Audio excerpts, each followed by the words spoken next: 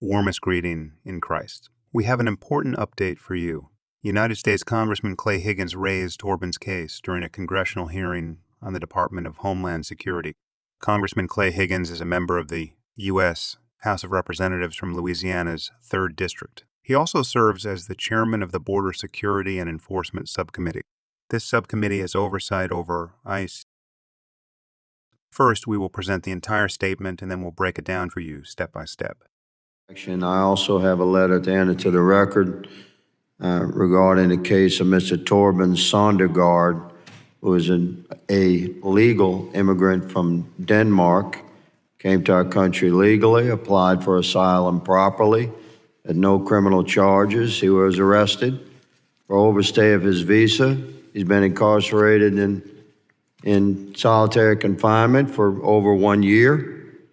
He'd been persecuted by this administration and targeted, we believe, because he's an evangelical Christian minister. I'd like to enter this to the record without objection.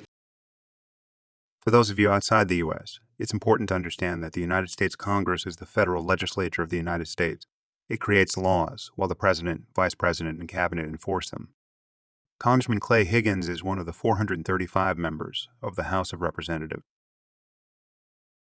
Let's play the video again. I also have a letter to enter to the record. When a representative of Congress states, "I want to add this to the record," they're referring to the congressional record, the official record of the proceedings and debates of the United States Congress.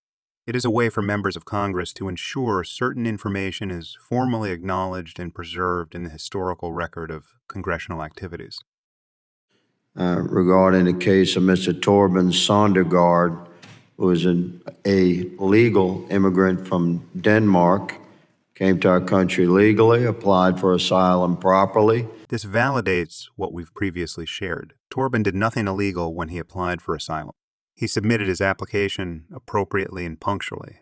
Had no criminal charges. As we've previously stated, the Congressman confirms there are no criminal charges against Torben. He was arrested for overstay of his visa. As we've highlighted in an earlier update, the Department of Homeland Security canceled Torben's visa waiver due to false reports from his persecutors in Denmark. He did not know that his persecutors had already contacted Homeland Security.